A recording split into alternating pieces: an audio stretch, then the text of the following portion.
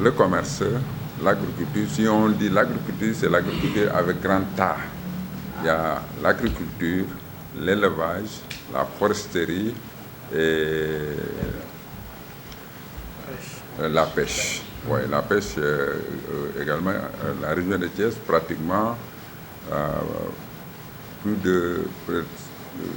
de 300 en tout cas kilomètres de côte. Donc il y a la grande côte, il y a la petite côte. Donc vraiment c'est une région. En tout cas c'est le poumon même de l'économie du Sénégal. En tout cas nous souhaitons vraiment la bienvenue ici à Thiès. Je ne veux pas être long. On va faire la présentation entre nous. Parce que moi je viens il y a 1 ou 2 mois, j'ai été au Maroc. C'est mon 3e voyage. J'ai été à Rabat, ce voyage-là. J'ai été à l'INRA, à l'INRA de Rabat. Ensuite, on a été à Casablanca. On a fait encore quelques jours. J'ai pris le train, j'ai pris vraiment le taxi. En tout cas, j'aime le Maroc. Et cela veut tout dire. Merci beaucoup. Des fonctionnaires, mais eux, ils ont un autre œil. Ils voient les choses différemment. C'est pour ça qu'ils sont avec nous. Donc, monsieur, je commence par monsieur Mouloud Aboudi. C'est un investisseur, un homme d'affaires spécialisé dans le bâtiment, matériaux de construction et de tout ce qui est rapport. C'est un jeune qui est très ambitieux, qui travaille avec des groupes qui sont intéressés par l'investissement dans la zone. Monsieur El Haj Saïd Aderdour, lui aussi c'est un homme d'affaires, idem, qui veut voir prospecter l'agroalimentaire spécifiquement, oui, exactement, et tout ce qui est le commerce de l'agroalimentaire. Voilà un peu le résumé de la présentation de la délégation. J'espère que j'ai rien manqué. Voilà, la présentation, Monsieur le Président, je m'excuse si j'ai perdu un peu de temps. Les membres de la délégation, on se sentait vraiment chez nous.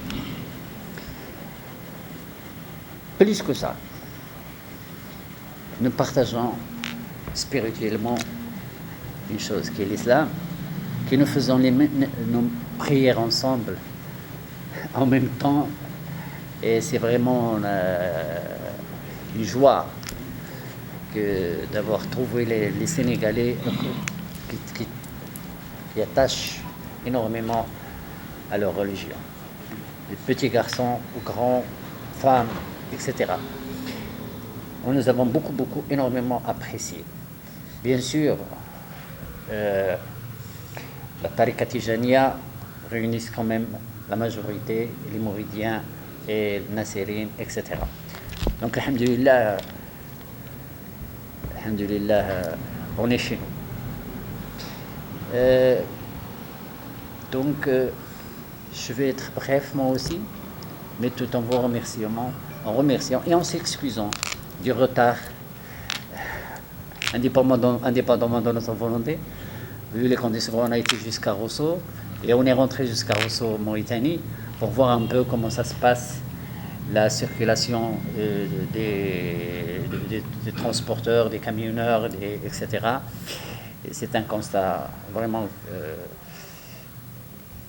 qu'il va falloir tous travailler pour que cette plateforme soit au niveau de l'évolution de l'économie des 2 pays, et pourquoi pas des 3 pays, le Maroc, la Mauritanie et le Sénégal, et tout le reste de l'Afrique. Parce que ça reste toujours un point très important, la partie Rosso, qui bien sûr fait partie des territoires de la Chambre de commerce de Saint-Louis, mais c'est les voisins, donc on partage le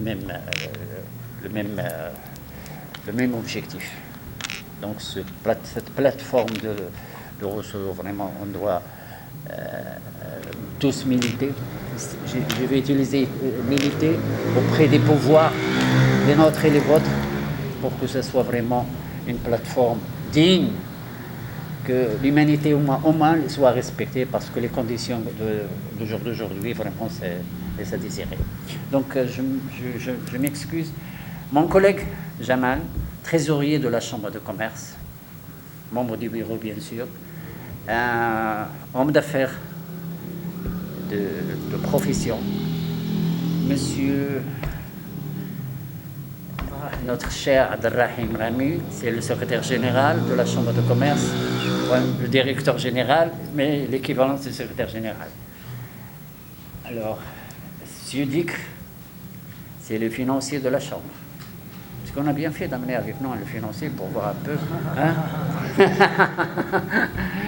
Donc, c'est le chef de service département administratif et financier de la Chambre de commerce. Nous avons avec nous 2 membres d'investisseurs marocains de la région de Souss-Massa, des jeunes investisseurs.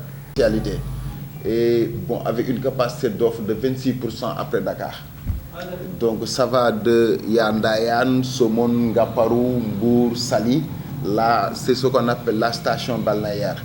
Mais de plus en plus, il y a ce qu'on appelle le tourisme intégré, qui est en train de développer au niveau de la région. Ok, maintenant pour le tourisme, et depuis l'avènement de l'aéroport d'Andias, parce que Ndias a créé une autre vision de la région. Parce qu'à partir de l'aéroport d'Andias, bon, l'État a initié beaucoup de projets, comme le pôle de la zone économique spéciale, qui tourne autour de l'aéroport d'Andias, géré par l'APIX et certaines communes. Il y a le pôle de Daga-Kholpa, là ce sont des pôles économiques. Il y a le pôle de Yam, qui gère tout ce qui est habitat social. Donc à partir de là, je me disais que l'État a pris ses devants pour transformer, pour apporter une transformation structurelle de Thiès. Donc à partir de cela, il y a ce qu'on appelle la ruée vers les investisseurs.